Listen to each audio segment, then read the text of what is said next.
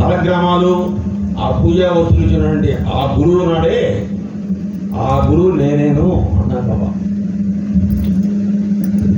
తరాలించుకున్నామని అంటే షిరిడీలో 1854 ప్రాంతంలో మొట్టమొదటిసారిగా కనపడ్డాడే ఆయన మాత్రమే కాదు బాబా అని చెప్పడానికి 4-6 తరాల ముందు నుంచి అతనికి ఆ పూజా వస్తువులను ఇచ్చినటువంటి వాడుగా అప్పటి నుంచి ఉన్నాడంటే అర్థము ఆయన 1854 ప్రాంతంలో షిరిడీకి వచ్చాడని, అంతకుముందు లేడని భావం కాదు.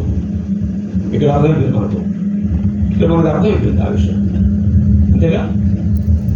అది అట్లా ఉంటుంది బాబా గారు. ఇక బాబా లేళ్ళు ఎట్లా ఉంటాయంటే, ఒకడట చాలా పేదవాడట. పేదవాళ్ళని ఆయన బాగా గమనించేవాడు. బతుంటే సమయానికి ముందే డబ్బులు ఉంటే కదా అవసరంగా. అంటే ఆయన ముందు ఆయన స్మరణ, ఆయన ధ్యాస ఉంటే చాలు ఆయనకి, అది ముఖ్యమైనది. ఒకడు బాబాను చూడటం కోసం అట చక్కెర, టీలో చక్కెర వేసుకోకుండా తాగాడట. టీలో చక్కెర వేసుకోకుండా తాగాడట. ఆ చక్కెర డబ్బులు మిగిల్చుకొని టీకు షిరిడీకి పోయినాడు. ఎంత గొప్ప చూసుకోండి, ఎంత డబ్బులు మిగిలాయో, ఎంత డబ్బులు మిగిలినాయో దాంట్లో చక్కెరలో మనకేం తెలియదు. ఆ రకంగా షిరిడీకి పోయాడు. చాలా నాడు పాటు చక్కెర లేకుండా టీ తాగుతూ ఉన్నాడు. బాబా దగ్గరికి పోగానే షిరిడీకి వీడికి చక్కెర దండగా వేసిన టీ ఇవ్వు, చక్కెర దండగా వేసిన టీ అంటే వాడు చక్కెర లేకుండా టీ తాగాడని చాలా కాలంగా ఆ రకంగా ఉన్నాడనే సంగతి అనిపిస్తుంది. అది ఆయన సర్వజ్ఞత్వం అంటే. భగవంతుడి లక్షణాలలో సర్వజ్ఞత్వము, సర్వ వ్యాపకత్వము, సర్వశక్తిమత్వము అనే 3 లక్షణాలు ఉంటాయట. ఒకటేంటి సర్వజ్ఞత్వము, మరొకటి సర్వశక్తిమత్వము, సర్వ వ్యాపకత్వము అనే 3 లక్షణాలు ఉంటాయట. అదే సర్వ అంతర్యామత్వం అంటే దాంట్లో అది సర్వవ్యాపకత్వంలోనే సర్వవ్యాపకత్వంలోనే సర్వ అంతర్యామత్వం. అంతర్యామి బహిర్యామి 2 అంతర్యామి ఉంటాడు ఆయన. అదే చూసారా, ఆ రకం ఈ 3 గుణాలు ఉండేది భగవంతుడి లక్షణాలు. అవి ఆయనలో ఉన్నాయి, బాబాలో. అందువల్ల ఆయన ఏం చెప్పాడు, వీళ్ళు చక్కెర దండగా వేసిన టీ అన్నాడు. నెక్స్ట్ ఇంకోడు అసలు షిరిడీకే రాలేదు డబ్బులు లేక. నేను ఈ జీవితంలో బాబాని చూడగలుగుతానా అని ఏడు చచ్చేవాడను, అల్లాడేవాడను. ఒక రోజున షిరిడీలో ఒక అతను ఊరికి వెళ్ళిపోవడం కోసంగా బ్యాగ్ సర్దుకొని బాబా దగ్గరికి వచ్చి, బాబా నేను విధంగా ఊరికి వెళ్తున్నాను అన్నాడు. బాబా వెంటనే ఒక విభూతి పొట్లం కట్టించి, ఎంత అద్భుతంగా చెప్పాడు చూడండి మాట. ఇక్కడ మనం తెలుసుకోవాల్సిన విషయాలు చాలా ఉంటాయన్నమాట. ఆ పొట్లం కట్టించి, దీన్ని నువ్వు ఎక్కే రైల్లో, నువ్వు ప్రయాణిస్తున్న రైల్లో నిన్ను జానుడు చోటు ఇవ్వని అడుగుతాడే వాడికి ఇవ్వు అన్నాడు. జానుడు చోటు ఇవ్వు అని అడుగుతాడే వాడికి ఇవ్వు అన్నాడు. ఇతనికి వెంటనే మనలాంటి వాడు ఇతను కూడా, ఈ భక్తుడు సందేహం వచ్చింది, ఎవడు రాకపోతే ఏం చేయమంటాడు అన్నాడు. ఎవడు రాకపోతే ఏం చేయమంటారు అని అడిగాడు. ఎవడు రాకపోతే ఆ విభూతి నువ్వే వాడుకో అన్నాడంట ఆయన. ఆ విభూతి నువ్వే వాడుకో అన్నాడంట. మాస్ గారు పరిగ్గా చెప్పేవాడు మాట. మాస్ గారు ఆ సంఘటన పరిగ్గా చెప్పేవాడు. ఇతను రైలు ఎక్కాడు, ఆ రైలు పోతా ఉంది. ప్రతి స్టేషన్లో రైలు ఆగడము, ఎవరిని ఎత్తుడు కావాలనేసి తను రెడీగా సంచులు చేపెట్టుకునేవాడు. సంచులు చేపెట్టుకో రెడీగా ఉండేవాడు. దేనికి వస్తే వాడు విభూతి పొట్లు ఇచ్చేద్దాం. ఆ పని అట్లా అయిపోతుందా, మనం మర్చిపోతాం. లేకపోతే అందుకోసం మనం మర్చిపోకుండా ఉండడం కోసమని ఎట్నో ఒకటి చేద్దామని అతను మా ప్రయత్నం అతను పాపం. అందుకని ఆయన చేయి పెట్టుకోవాలి బ్యాగ్ విభూతి పొట్లు అన్ని పెట్టుకోవాలి. ఎక్కడ వచ్చింది అప్పుడు ప్యాసింజర్ రైలు అన్ని ఊళ్ళలో అవుతాయేమో, నిదానంగా పోతా ఉండేది. నెక్స్ట్ స్టేషన్లో తను దిగేస్తాడు. లాస్ట్ పట్వానం స్టేషన్ అది. దిగేటప్పుడు రెడీగా ఉన్నాడు, ఎవరు రాలేదు, ఇంకెవరు రాలా. ఆయన చెప్తుంటాడులే చాలా చోటు మూడు చోటని, ఆయనకేం పని లేదు అనుకుంటూ ఈ పొట్టలో మందే అనుకుని లోపలికి నెట్టేశాడు. రైలు కదిలిపోతా ఉంది. ఒకడు పరిగెత్తుకుండా వచ్చి ఆ భోగి దగ్గర ఉన్న కమ్మి పట్టుకొని ఎదిరి రైలుకి ఎక్కేసి లోపల గసపడుకుంటూ వచ్చి అతను పక్కనే నిలుచుకొని, అయ్యా కళ్ళు తిరుగుతున్నాయి, కూర్చోడానికి జాంటి చోటిస్తావా? అదే పదం అడుగుతాడు. ఏ పదము? జానటి చోటిస్తావా అని. అది బాబా తెలుసు. సృష్టిలో ప్రతి చిన్న విషయం కూడా వాడు ఏం అడుగుతాడు, ఎట్లా అడుగుతాడు, అది కూడా ఆయన తెలుసు. అది కూడా నిర్ణయం ముందుగా ఒక మాట చెప్పండి. ఆయన తెలుసుంటే అర్థమని అది ముందుగా నిర్ణయం ఉంది. అది ఆయన తెలుసు, మిగిలిన వాళ్ళకి మనకి తెలియదు.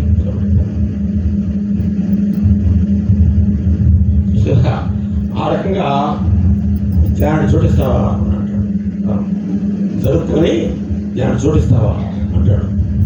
జరుపుకొని చోటిచ్చి కూర్చున్నాక ఆ ఎగురు పక్కన తీసి, నీకు బాబాయ్ ఇవ్వమన్నాడు, నేను షిరిడీని చూస్తున్నాను అని చెప్పేసి ఆ పొట్ల మీద అతని చేతిలో పెట్టాడు. అది ఏడ్చేశాడు. ఎట్లా ఏడ్చేశాడు? ఏమన్నాడను? ఈ జన్మలో నేను ఆయన దర్శించగలుగుతానా? కనీసం ప్రసాదం వస్తే బాగుండు, కనీసం ఆ ప్రసాదం ఉన్నా మనకు వస్తే బాగుండే అనుకున్నాను. లేదు, ఒక రోజు లోపలనే 2 రోజుల లోపలనే నాకు ఆయన ప్రసాదం కూడా వచ్చింది. ఆ రకంగా ఆయన ఆశీస్సులు నాకు ఎప్పుడు ఉన్నాయి అని అంటాడు. ఆయన నా మొర విన్నాడు, నాకు ఆయన ఆశీస్సులు ఆ రకంగా ఉన్నాయి అని అంటాడు అన్నమాట. ఆ రకంగా ఆయనకి సర్వజ్ఞుడు, సర్వశక్తిమంతుడు అన్నట్టు అది. ఆ విభూతి పట్లం ఆ రకంగా ఆ భక్తుడికి చేర్చాడు. సరే,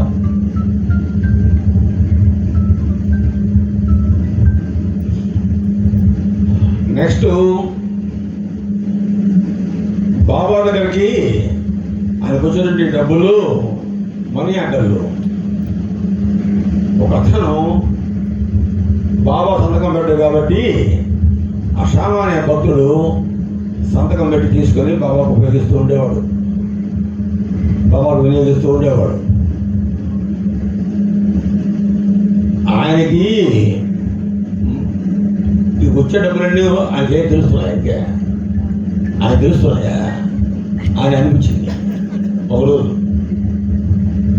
చూద్దాం, ఆయన లేనప్పుడు ఏదైనా డబ్బులు వస్తే దాచిపెట్టి చెప్పకుండా ఉందాం అని కనుక్కుంటాడు, చూడాలి అనుకున్నాడు. ఒకరోజు నా బాబా లేని సమయంలో ఆయన నిండి తోడుకోవడానికి పోయాడు. ఆ సమయంలో మనీ ఆర్డర్ వచ్చింది. తప్పదే ₹2.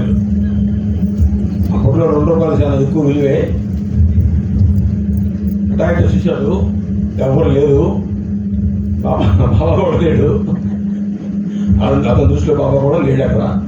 అందుకని చేసి గుంట తవ్వి ఇంటికి ఎత్తపోకూడదు, ఇంటికి ఎత్తకపోతే అది ఆయన మీద అనే ఉద్దేశంతో ఎక్కడ పెట్టాలని కూడా సమస్య అతనికి.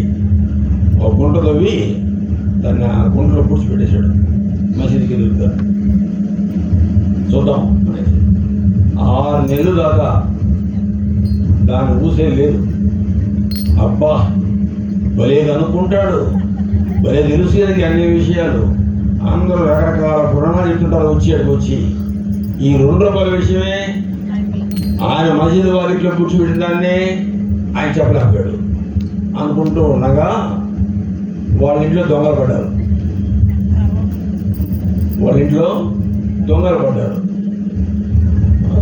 దండిగానే ఉన్నదంతా ఖాళీ చేశారు. అంతా పోయిన తర్వాత గుయ్య మొరు అనుకుంటూ ఏడ్చుకుంటూ బాబా దగ్గరికి వచ్చాడు.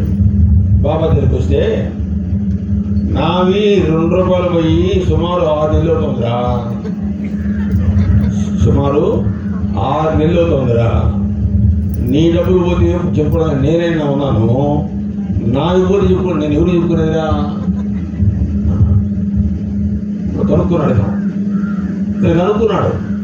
ఓహో, దానికి పెట్టిన వాత ఇది అనేసి అనుకుని, బాబా నేను మీకు కాజేసింది 2 రూపాయలే కదా, మీరు మొత్తం ఇల్లు మొత్తం లూటు తీసేస్తే అనేసి ఇదేమి న్యాయం ఇది అని కూడా అడిగేసాడు. మళ్ళీ వెంటనే న్యాయాలు ధర్మాలు మనకు తెలిసినట్టుగా బాబా చూసారా, అందుకనేసి అక్కడ వెంటనే అడిగేసాడు బాబాని, ఇదేమి ధర్మము అనేసి. అది ధర్మమే కదా, అది నువ్వు సంసారవి సంపాదించుకుంటున్న వాడివి, అది కరెక్ట్. నేను భిక్షగాడిని, నాకు ఎప్పుడో డబ్బులు సంసారం రావు, భిక్షతో జీవించాలి, అది కరెక్టే. ఆ ఫలితాన్ని నువ్వు అనుభవించాల్సిందే. ఇది మనకు కూడా ఓయమ్మ ఎంత అన్యాయం జరిగిపోయింది వాడికి, అలా వింటున్నారా, వాడికి ఎంత అన్యాయం జరిగిపోయింది. ఆయన తీసుకునేదేమో 2 రూపాయలే కదా ఆయన దగ్గర తీసుకుంది, కానీ ఇక్కడేమో చాలా పోగొట్టాడు కదా, అటు చేయించా బాబా అని మనకు కూడా అనిపిస్తుంది. మనం కూడా వీడిని సపోర్ట్ చేస్తాం, బాబాని కాదు. చూసారా, దానికి మాస్టర్ గారు చెప్తారు, వాడి సంపాదన వాడి విలువ ఎంత ఉన్నాయో దాన్ని బట్టి ఈ పేద ప్రజలకి ఆ 2 రూపాయలు ఎంత విలువ చేస్తారో దాన్ని బట్టి ఆ కర్మ ఫలితాన్ని వాడు అనుభవించాల్సి వస్తుంది. మరొకటి ఏంటంటే, వాడు ఏదో ఒక జన్మలో చేసిన దోషం వల్ల వాళ్ళ ఇంట్లో దొంగలు పడి దోచుకుపోయే పరిస్థితి ఒకటి నిర్ణయమైపోయి ఉన్నది. దొంగలు ఎటు పడతారు. ఆ సందర్భాన్ని ఈ 2 రూపాయల వీడి సందర్భంగా తీసుకొచ్చి బాబా ముగిపెట్టాడు. లేకపోయినా వాడు అనిపించాల్సిందే దాన్ని, కానీ దాన్ని తీసుకొచ్చి వాడు పెట్టబట్టి ఆయన ఈ 2 రూపాయలు పోయిన